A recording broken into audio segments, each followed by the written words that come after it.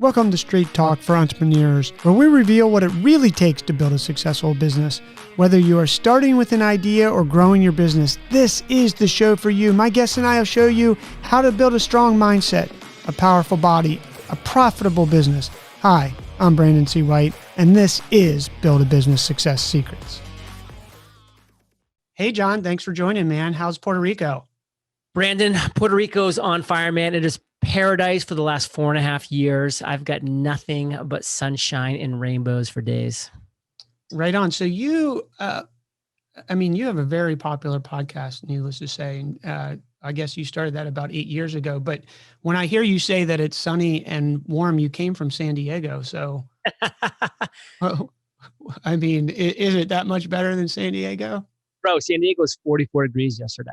We still got family back there. So I remind them every day. I take a screenshot and I'm like, it was 44 yesterday morning, and never, ever does it get below 73 in Puerto Rico. And 73, by the way, that's at 3 a.m. So we're 82 every day. It's paradise, yeah. Well, God bless you, because I'm from the East Coast originally, and I don't like that hot weather. I'm in Half Moon Bay, and it was 44 this morning, and the fog just rolled in, but apparently the sun is shining 1 mile away, my wife said, and it's 75. So if I want to go visit that later, I will. But hey, I want to just talk about your story a little bit. I know you've told it to a lot of people. My listeners may not have heard it, but you really started your career in the military, got out of the military. And can you just talk a little bit about that? You're an Army dude. At 17, my dad somehow convinced me to apply for an Army ROTC scholarship, because he's like, yo, if you go and you get an Army scholarship, he's like, all the money that I've saved for you for college is yours, because you're not going to have to pay for any college, no tuition, no, whatever. And I'm like, oh my God, I'm 17 years old, like $30,000. That is a lot of money. And it sounds like all of the money in the world to a 17-year-old, who's getting a $20 per week allowance for his entire life. So I was like, that's a brilliant idea. Plus, I do come from a family of those who served. Like both of my grandfathers were in World War II, and and one of them actually went on and fought in the Korean War. And so I came from like that family. My dad was actually a JAG officer for 32 years. So I was like, you know what? I think the ROTC sounds like something I could get into. And, this was 1997, Brandon. So life was good. No real like wars on the horizon. So I applied. I got a full scholarship, ROTC, and enrolled at Providence College in Rhode Island as a cadet, and spent the next 4 years training. And, quick little spoiler alert, it was my senior year in college when 9/11 happened. So I woke up in the morning to my girlfriend nudging me saying, look at the TV. And I said, whoa, I think things just got real. And sure enough, about a year later, I was in Iraq leading a tank platoon of 4 tanks and 16 men in Fallujah, Ramadi, and Habbaniyah. Like not fun places. No, I have some friends who experienced that, and those were hardcore places in the early days for sure, like real war fighting and in a tank of all things, man. Yeah, the siege of Fallujah was real. Like that's a battle that will be studied in history books. Like it was pretty crazy. And how were you on a rotation, or how many deployments did you do? I did one deployment for 13 months. The Army usually does like one long deployment, where like the Marines or other branches will do like 4 to 6 months, but like more of them. Personally, I'm just kind of glad that I just got my tour out of the way and knocked it out. Then I spent the next 2 years when I got back from Iraq in kind of more of like garrison operations. And then and how long did you serve before you got out? 8 years? I was 4 active, 4 the reserve. So a total of 8 years. Oh, right on. And what did you think you were going to do after the Army? I was pretty clueless, to be honest, Brandon. I didn't really know what I was going to do afterwards. Like everybody was telling me my whole life, like basically, like you get out as an officer in the Army, the world is your oyster. Everybody wants to hire you. Like you can do anything. You can walk into any door. All complete BS. I don't know if I can swear on your show. Yeah, so you can do whatever you want. Bullshit. All bullshit. I was lucky to get a job. This is a true story. To get a job at John Hancock at 27 years old, or 28 years old even, that was the most entry level job. It was the best one that I could get. The guy that was sitting next to me had the exact same job, and he graduated from my school 3 months prior. So here's a 22-year-old fresh out of college with the exact same job, the exact same salary, the exact same everything. And me, like this grizzled war veteran, who, has been there, done that, and supposedly has this amazing resume that was just in the exact same entry level job that I literally could have had 5 years prior or 6 years prior. And that's when I realized that people, A, they lie to you. B, they don't even know they're necessarily lying to you. They just don't know what the heck they're talking about. They're just repeating and regurgitating what other people are saying. And sorry, but my little golden doodle Gus over there. Oh, no problem. If there's 3 Jack Russells in my background, but I've got a thing hanging up on the wall that hopefully will dampen that, but we'll see. Yeah, I just keep Gus in the room because he's usually quiet. But what happened was my generator just popped on outside because it has to run once a week for maintenance, and so popped on. He heard it, and he thinks that normally he's just sleeping. Like right now, you actually went pretty much right back to sleep. So I think we're a family show here, so I think the reality is everybody has their dog. 10-month-old golden doodle. He's a quarantine puppy. We got him because we couldn't travel anymore. So we're like, hey, let's get a dog. But yeah, so people, they lie to you. They regurgitate things that are lies that they don't even know are lies. They just say it because they've heard it from somebody else, which by the way, I think is so common. I've caught myself doing that multiple times. And I'm like, wait, am I just saying this because what would be a lie that they told you? Well, just that like having 4 years as an active duty officer and leading men and getting out as a captain, which I did, like the world would be my oyster. Like everybody would want to hire me, like, and pay me hundreds of thousands of dollars. Instead, I got some $31,000 a year entry level job next to a 22-year-old that, again, I could have had the exact same job the day I graduated college. So it was almost just like nothing was improved by my resume. And I'm being a little dramatic. I could have gone into certain industries that beneficial, but not really. And it was just, again, something that everybody just says that's just not true.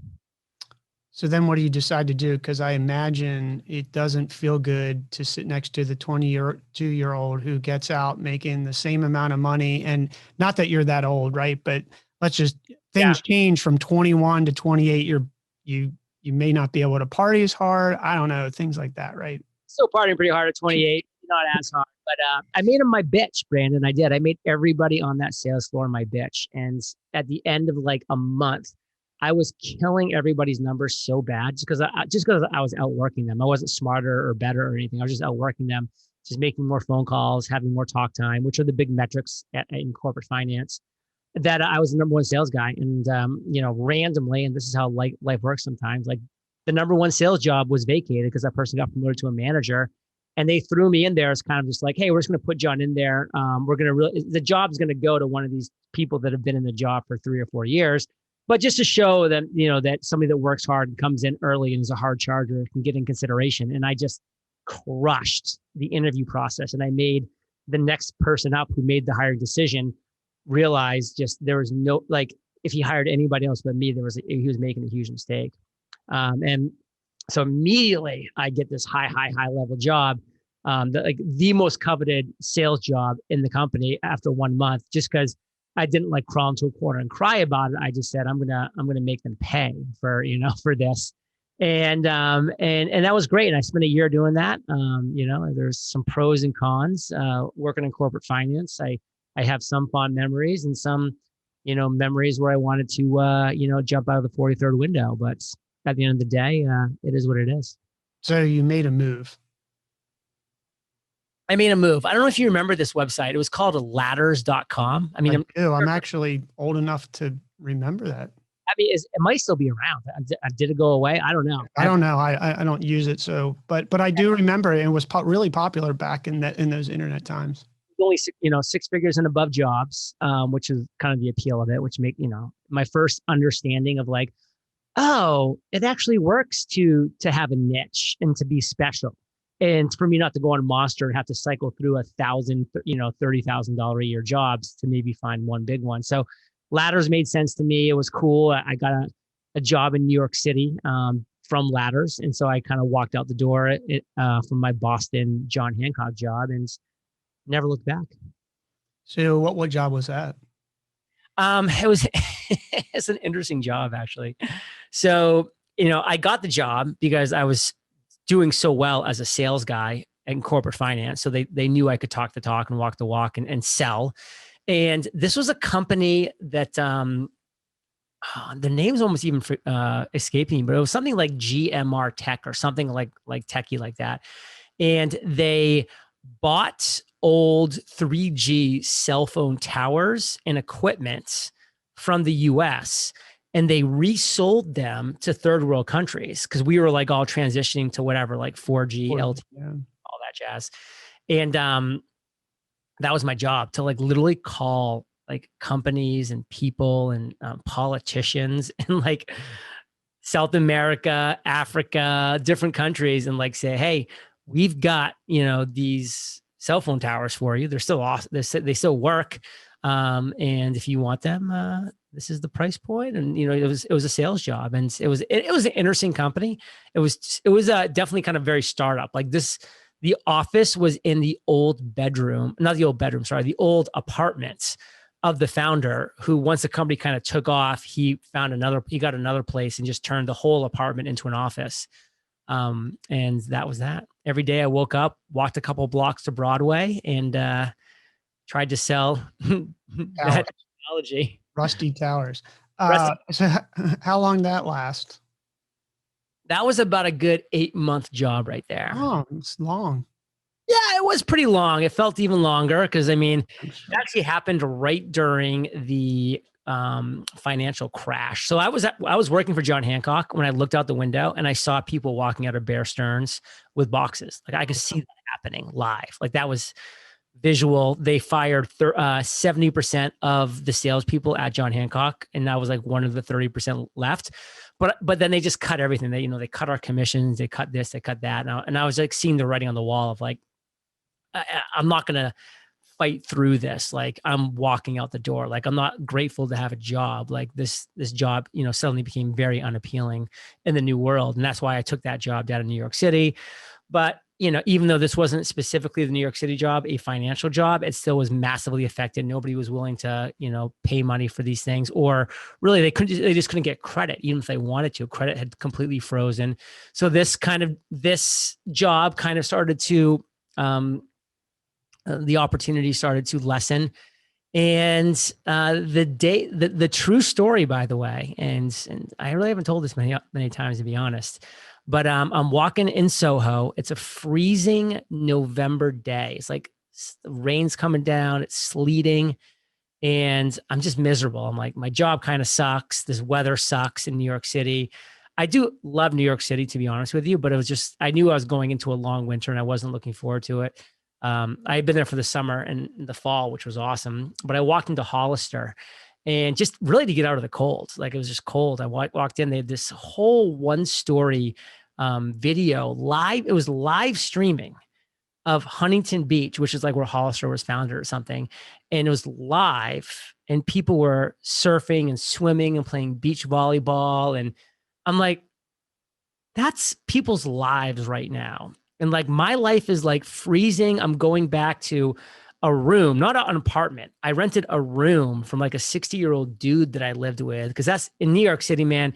You have the most funky living situations you can imagine. I'm like, I'm going back to a room to sit on my bed and like watch a TV show on my lap, because that's all I have like to look forward to tonight. When I like that is existing right now, and that's when I was just like, click, quitting my job. I'm moving to California. I've never lived there, never really been to California very often, but I'm doing it. And 2 months later, I was in a car driving west. With no job plans, or what about your city? Was San Diego the destination? So San Diego wasn't like that moment, the destination. Like when I made the decision to move to California, I kind of went back and then started doing some research. And I was talking to one of my roommates about moving to California. And he actually said, dude, a couple of years ago, I went to San Diego, and specifically we stayed in this town called Pacific Beach. And this was my best friend / college roommates. So he knew me incredibly well. And he said, that town like speaks to you. Like you will thrive and love living in Pacific Beach. And it was honestly, that was kind of like the reason. I'm like, well, I'll go out there. I'll, get a month to month in Pacific Beach, San Diego, California. And if I don't like it, I'll move somewhere else in San Diego, or I'll go up the coast, towards Huntington Beach, Newport, Manhattan, wherever I decided to go. And it was really that simple. And so the month to month place I ended up locking in, I ended up not only I locked it in, by the way, because it was the only apartment in all of Pacific Beach that allowed month to month. Every other one was at least a 6 month lease. So that was the only reason I locked it in. But that was the place I ended up staying for 18 months, and B, 6 months after I moved in, my fiance, Caitlin Erickson, moved in next door to me. I mean, like, how random is life? That's life. That is life. Life happens. And, I mean, I was reading a thing the other day, John, and it said, you're not supposed to say everything happens for a reason because it's sort of this colloquialism. I never do that. I don't like saying that. I know, but the universe sort of aligns sometimes, right? I mean, yes and no. I mean, maybe there's something that we can have a fun disagreement on, because I honestly believe that like a lot of people like have that mentality and they think the universe is going to align for them, or that things happen always for a reason.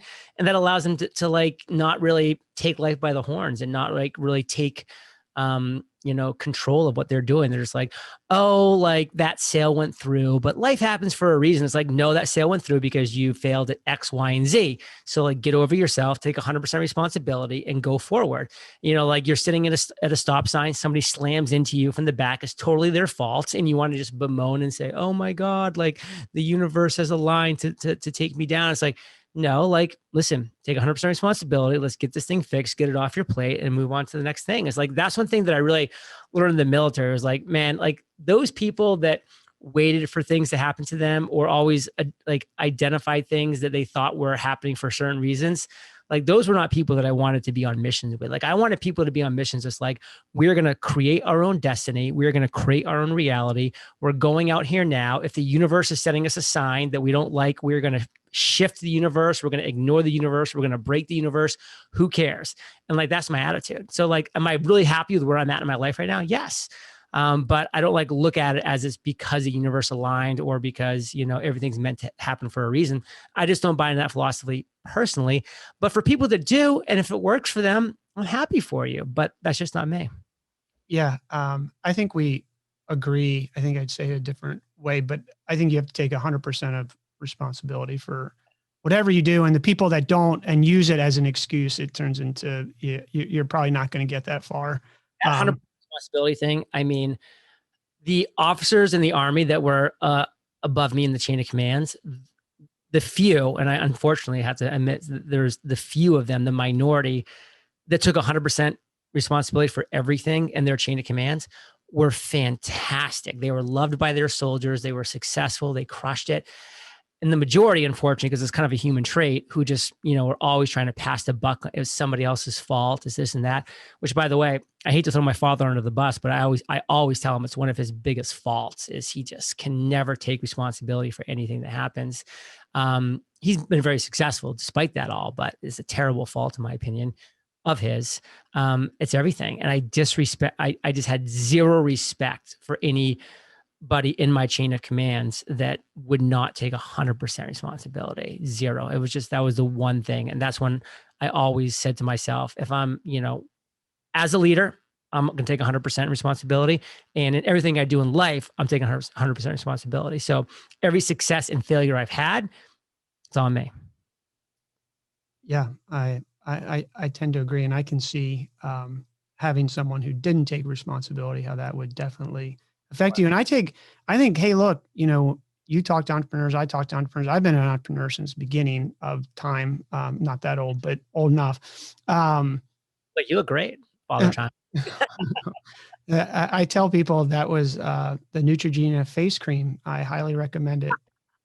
I always say the Puerto Rico sun. That's what keeps me so young. And riding my bike, but as a CEO or a founder, you drive my always saying is you drive the bus. So something happens underneath there, you got to take responsibility and you got to figure out what to do next. But I don't want to get off on track on that. I think that is good insight. And I think anybody who isn't willing to take responsibility for things that happen probably are going to not have quite as good outcome. Um, but your now fiance, who you just got engaged to, I believe last weekend. Sorry, Christmas Day. Oh, Christmas Day. Oh, or maybe you wrote about it. Maybe you actually wrote about it later and I read it the other day, but that's taking full responsibility for not knowing the date. But she moves in next to you, and do you start a podcast? No. I'm in real estate. Oh, you do. You're selling real estate. Yeah, I'm hucking real estate and like residential real estate. Real estate. This is in 2009, 2010. The market's down 40%. People are foreclosing. I actually became an expert in short selling houses to help people avoid foreclosure, which was interesting. And then that was not even really working that well. So I did something that is called BPOs, broker price opinions, where I would drive 45 minutes to a house, take pictures of it, do measurements, and then come back, find all the comparables for sale and that already sold, and then come up with a broker price opinion of value, and then get paid $50 for it. Yeah, that was my life. That doesn't sound like a huge ROI, but I was terrible. I think my gas I almost covered my gas bill on that. So you got tired of that? Got tired of it. It just wasn't something I saw as a long-term thing. And, it was a great experience because I really went after it. I mean, I attacked the real estate market in San Diego, for a couple of years and had some wins and a lot of losses, and could just see that it wasn't something I wanted to do long-term. So then what?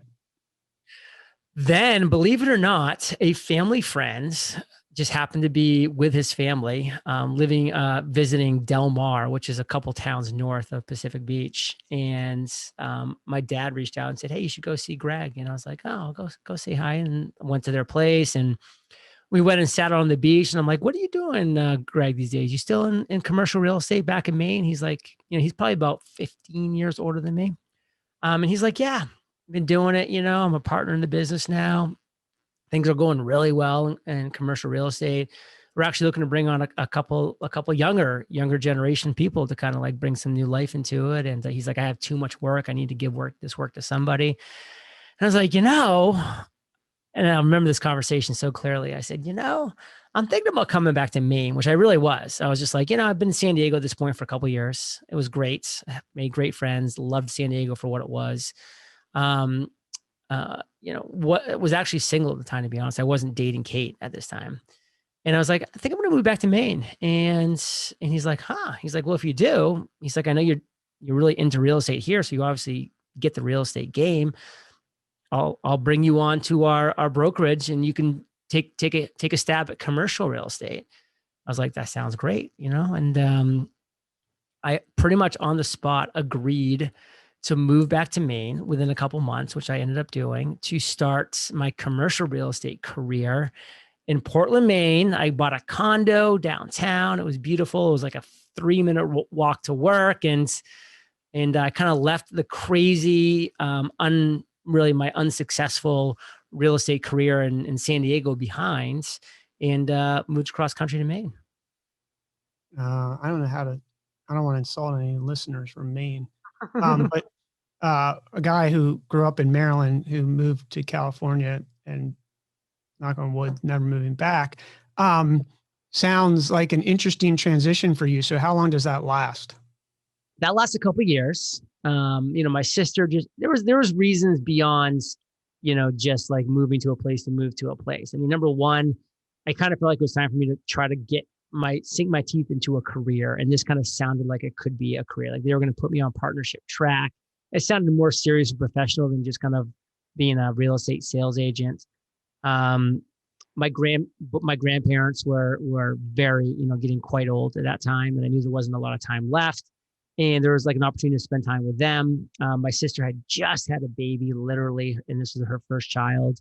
So there's just kind of like some family pullback because like I hadn't been back in Maine since I left at 18 years old for essentially 13 years, except for very brief visits. So like one or two at most 1 week visits per year.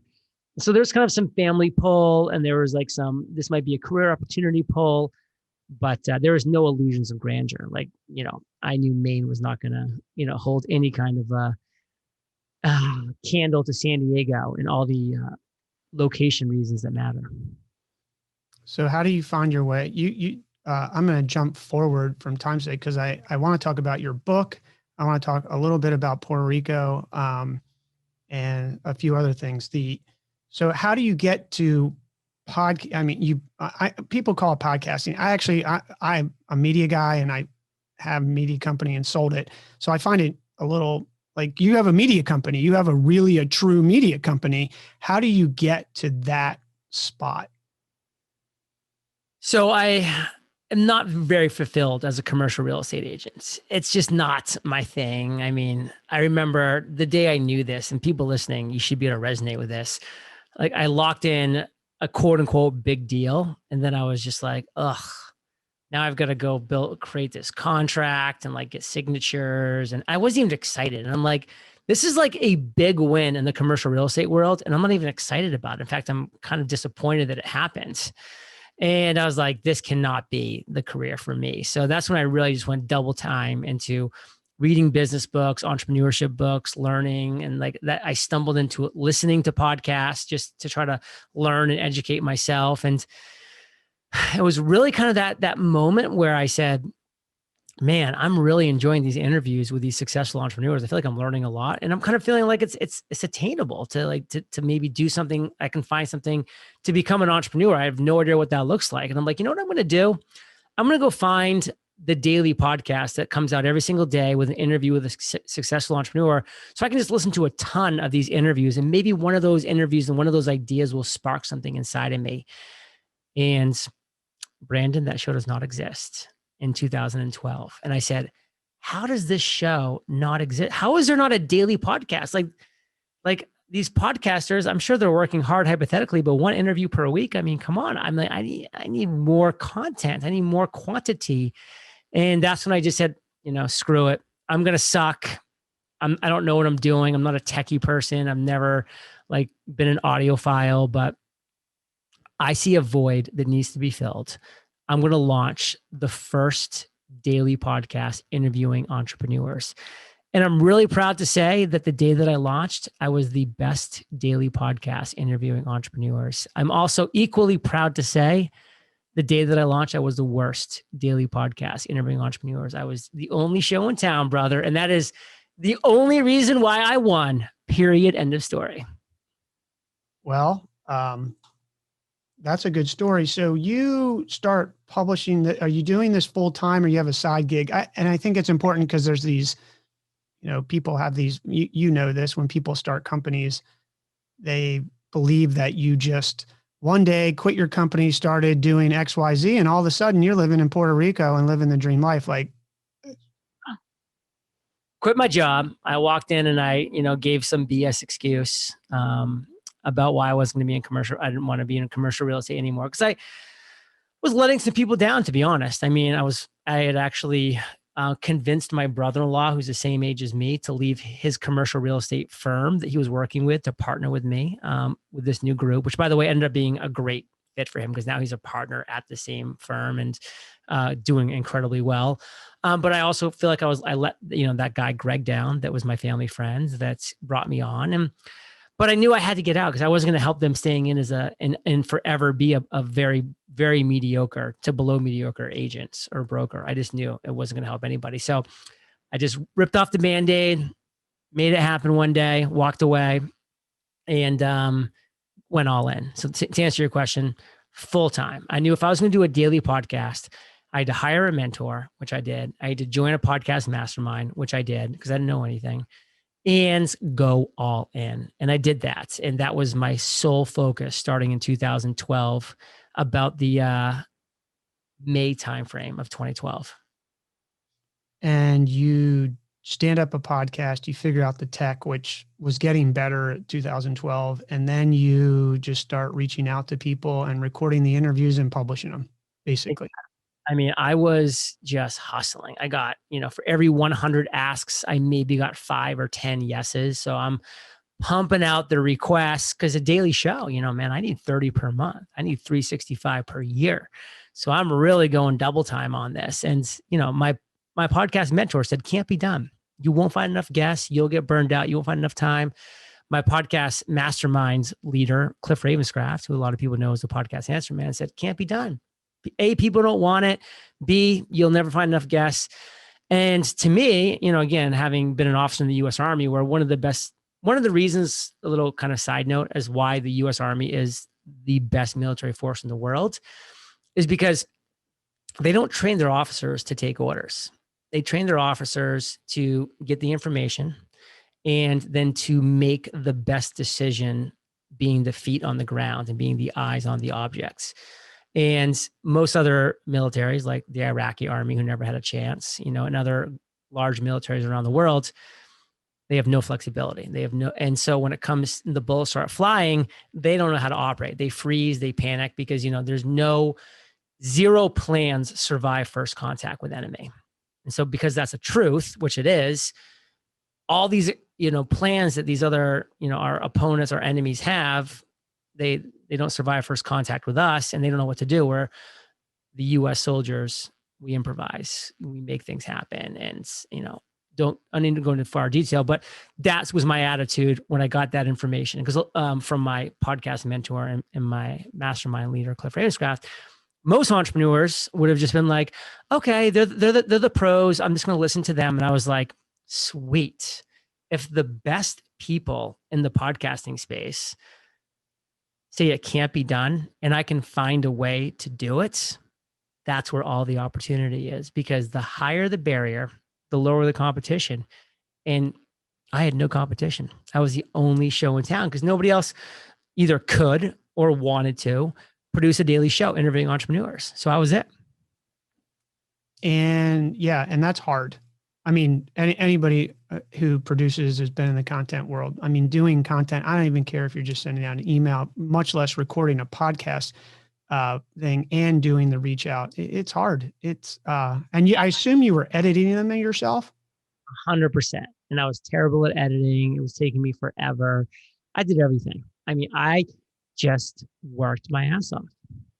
And how long does it take for you to get some, like the flywheel spinning to, you figure out how to monetize it? Everybody's always said, right, you're just going to do advertising. But in my experience, that is true, but it's not like, oh, you have a podcast or you have a website or you have a newsletter and build it and they will come. Like, you got to sell some shit.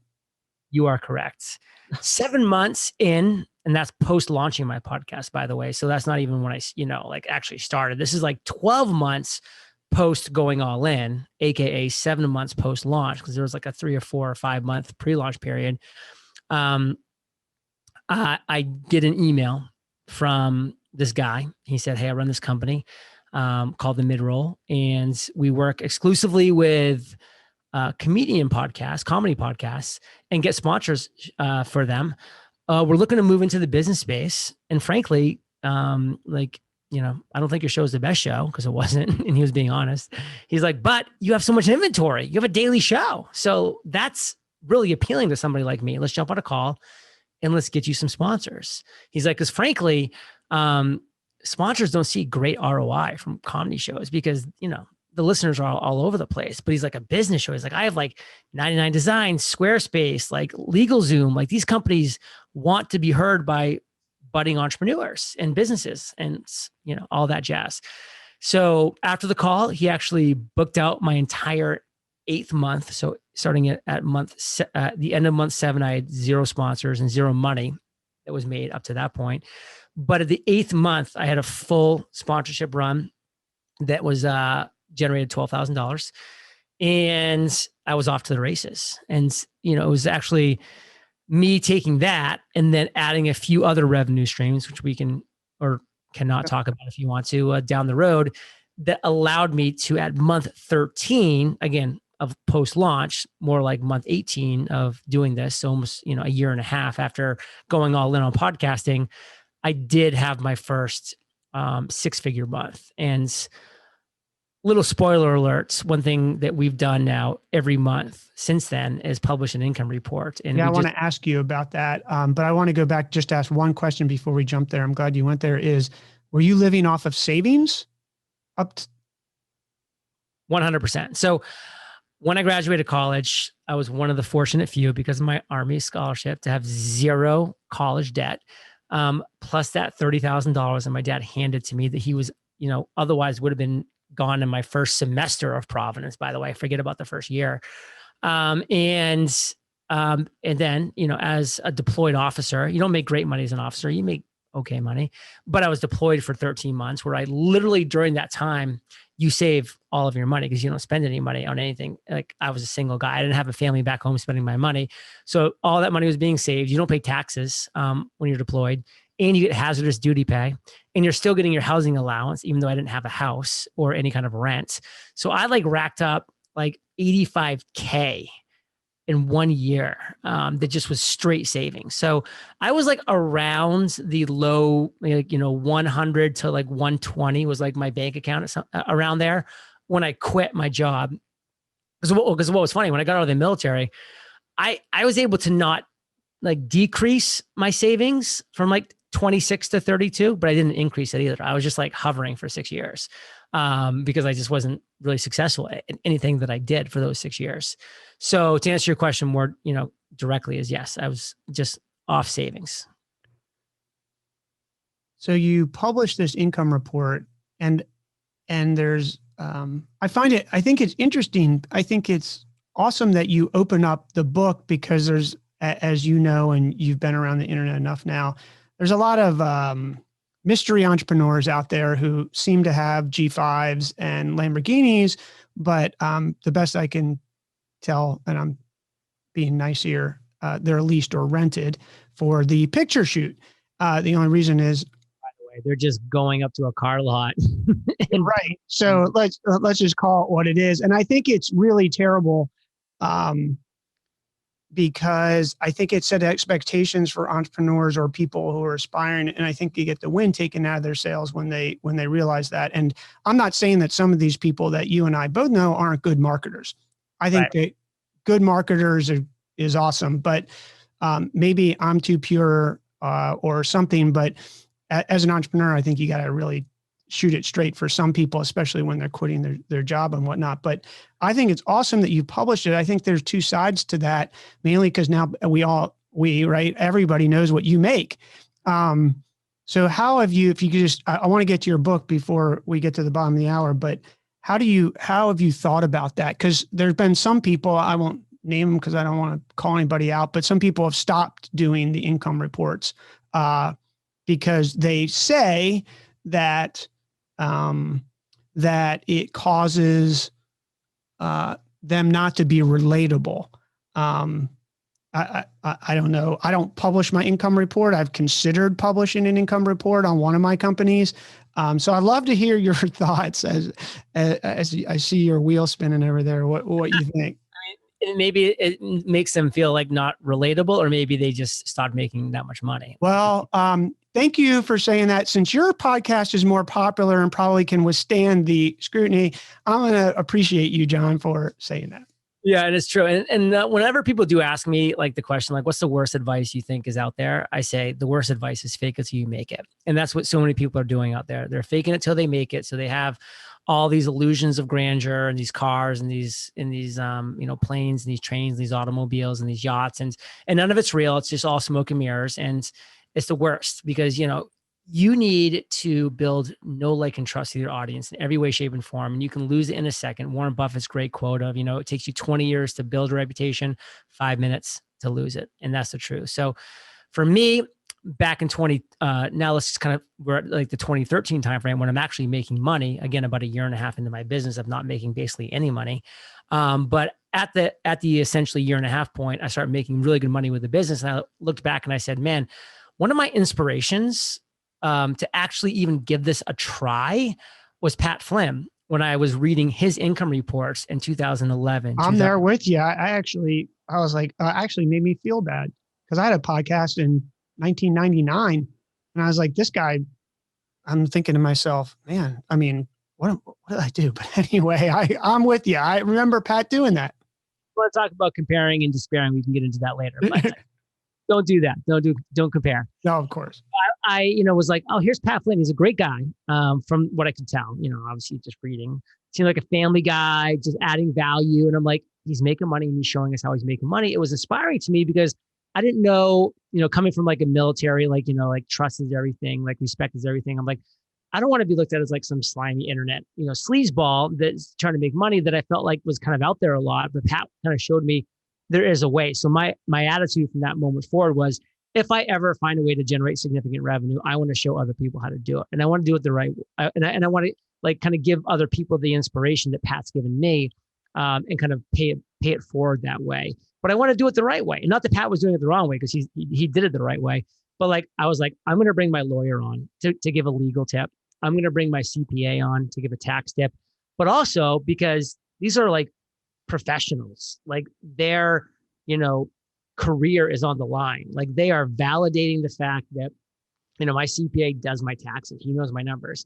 Like he's there, telling people that basically that like, hey, I'm going to give you a valuable tax tip, but I'm also here because that by me being here, that I'm telling you that these are real numbers. John is legit, because you can say anything you want. And I wanted there to be more to what we gave for our income report. So that was my inspiration for it.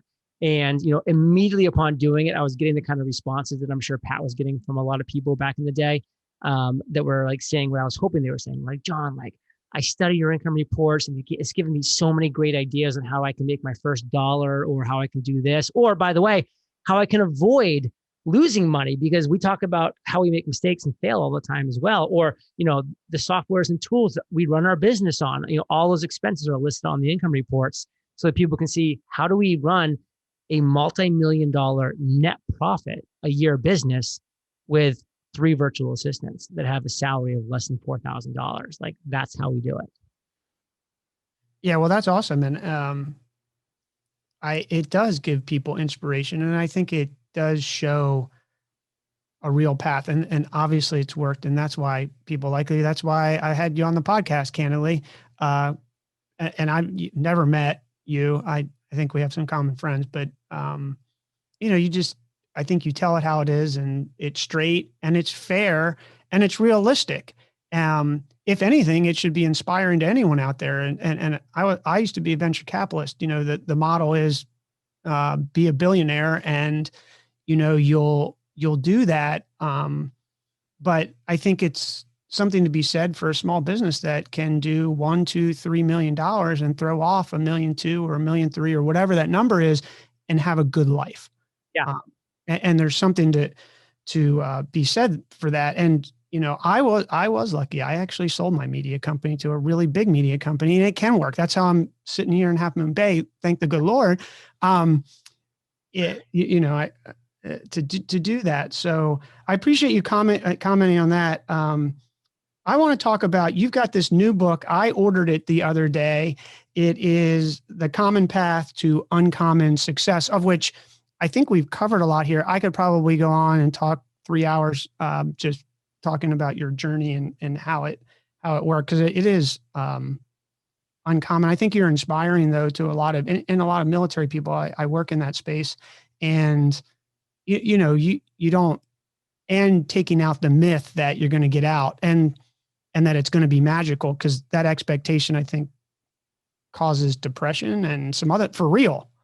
It really does. It's an issue. In fact, for a long time, and people can go back and search, I actually had a podcast with 2 other veterans called High Speed, Low Drag, where we talked a lot about that. So that we launched, I think, over 100 episodes talking about those issues. We wanted just to kind of get that information out to the world. But first off, I appreciate the pre-order. It is not something that I take for granted. So thank you for that. And the book itself, it's really the culmination of the 3,000 plus interviews that I've now done over the past 8.5 years of, my own personal journey of running a business that it's not making tens of millions of dollars a year, but it is net profit over $100,000 now for 89 months in a row. So I have proven the longevity of being a successful business owner slash founder slash runner.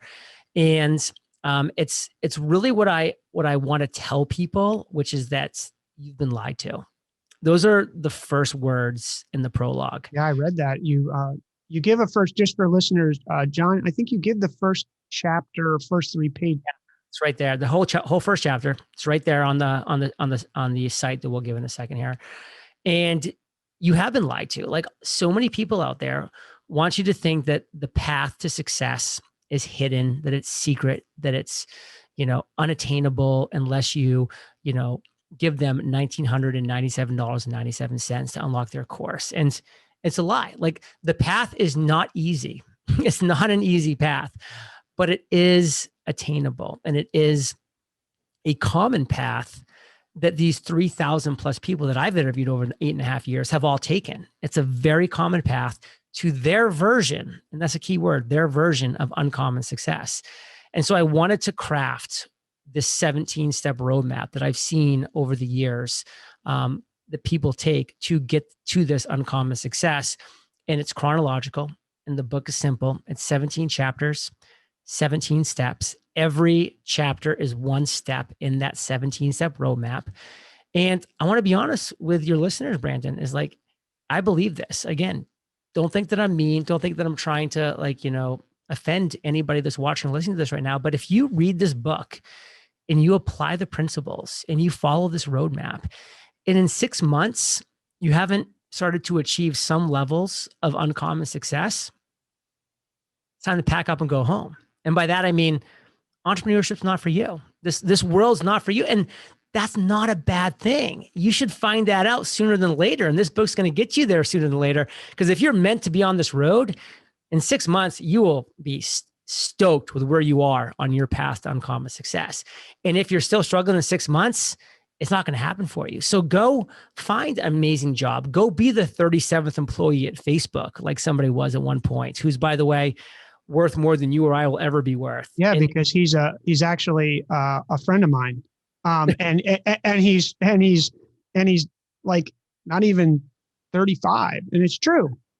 Because not everybody's meant to be this person in a room building this brand new thing by this.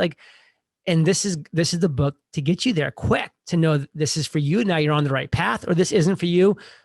Go find your path, because this is not it. And so I'm passionate about the book. I've gone all in on it. Like people like yourself that pre-ordered, you're getting 5 amazing bonuses. One of them, I'm shipping all 3 of my journals literally to your door. It's $150 worth of journals shipped to your doorstep for free. My Freedom Journal, my Mastery Journal, my Podcast Journal, all 3 of them. There's 4 other amazing bonuses. Like you said, there's the first chapter is also available on the website if people want to peruse that first. They can read the prologue and chapter 1. But this book has been personally endorsed by people that don't just endorse books to endorse books. Like Seth Godin, he read this book. He personally endorsed this book. Gary Vaynerchuk, same thing. Neil Patel, Erica Mandy, Dory Clark. Like, these individuals don't put their name on something they don't believe in. And I'm very proud of that specifically. So that's the book. It's available. It's going live on March 23rd. If you want to see the video and read more about the book and see what the bonuses are, uncommonsuccessbook.com. uncommonsuccessbook.com. We'll put that in the Thanks, show notes. And you also get, I only listened to part of it. I think you and Kate do an audio interview that I already downloaded behind the scenes with some very... Yeah, we call it the lost content episode. And if anybody's ever wondered about the book process, like writing a book through a traditional publisher, like having an agent, the publisher, the pitch, the this, the that, the advance, which I'm very open and on. I like to be transparent. Like, I'm a first-time author. I got $350,000 to write this book as an advance. It doesn't happen. It happens because I built an audience up over 8 years. With my podcast, and they were able to look at that and say, okay, this is valuable. We know he's going to move books, period. And so I tell the whole story, the whole background. It's very, very interesting. And all of these bonuses, by the way, disappear the day the book goes live. It's only available for pre-orders. Yeah, and I'm gonna actually listen to that on my bike ride.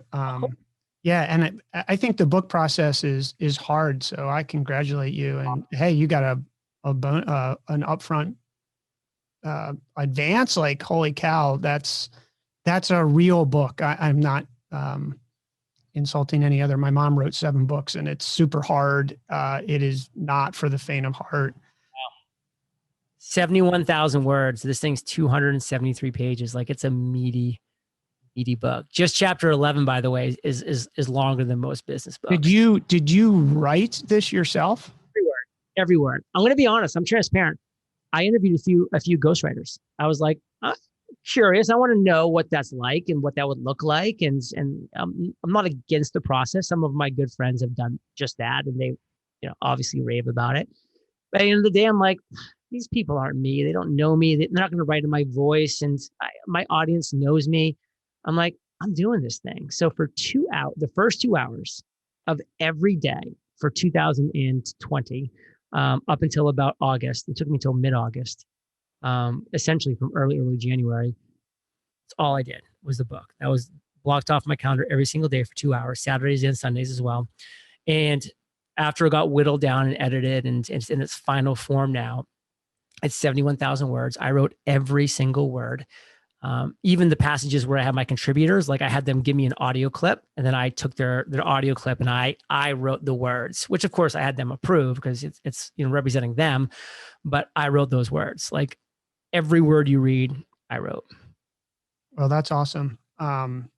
And you did, I guess, just from I'm curious, and maybe listeners, for anybody who wants to do a book, do you had an editor go through and help you that you picked? Yes, actually, it was assigned by HarperCollins because when I signed with HarperCollins, they kind of bring the whole package. So I have my editor, my publisher, I have my marketing launch manager, all with at HarperCollins. They're all part of the HarperCollins network, and it's been quite a process. Well, I think it's going to be awesome. Anybody listening, you should get this book, and I think that we should be grateful, John, because not a lot of people will say what you say. I tend to get some lashback from it. There's this belief that everybody should buy everyone can be an entrepreneur. And frankly, I find that insulting from a guy who's been an entrepreneur since he was, I don't know, like I discount the lemonade stand thing. I think that was interesting. But I think my brother and I just wanted to, I don't know what we wanted to do, buy Atari cartridges, but right. the it's sort of an insult. It's sort of like saying, anybody can be an Army officer, or not everybody can do it. And this job's super hard. It has ups and downs, and not for the faint of heart. So one last thing, 3 HPTs for high percentage tips for any entrepreneurs out there who are just starting. You've done 3,000 podcasts. You wrote a whole book on this. I assume you're going to continue to do your podcast. No desire to stop at any point. It's kind of one thing that I share in the book is like, once you found your zone of fire, you hang on to it. And this is what I love doing. And the day that I stop loving it, we'll see what's up. But until then, I'm driving forward. So what are 3 HPTs for fellow aspiring or current entrepreneurs out there growing a business? Number one, you have to be productive with your day. And by productive, I don't mean what 99% of you do, which is run around in circles like a chicken with your head cut off, spend all day like death scrolling TikTok and Instagram, talking to people that aren't moving your business or improving your lifestyle. I'm talking about producing the right content. Myself and Brandon right now, we are producing the right content for our businesses, period. Me being a guest on his show, he having me as a guest on his show. We are right now both productive because we are producing the right content. So people need to sit down and evaluate their day and say, what did I actually do today that was producing the right content for my business? And that's going to be different for everybody. And most of your lists are going to suck.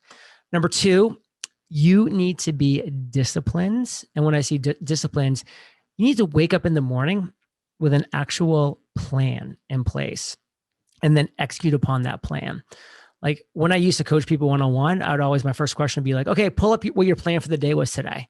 And they'll be like, well, what do you mean? I was just going to like answer emails all day and go post something on social. I'm like, and that's why you're paying me money to tell you what to do, because you can't figure out what to do on your own. You need to be a disciple to a plan of action.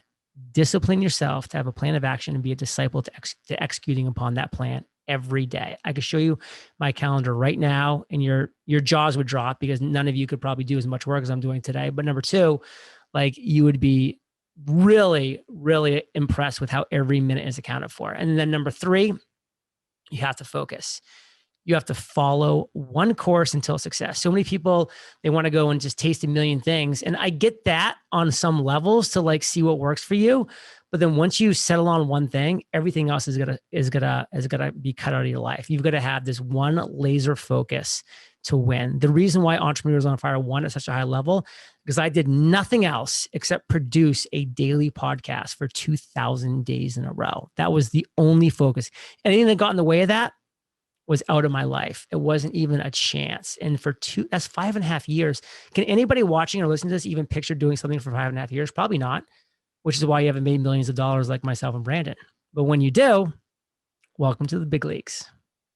John, that was awesome. Wishing you the very best of success with your book. We will put that in the show notes, and hopefully we'll talk to you again. Love it, brother. I enjoyed it.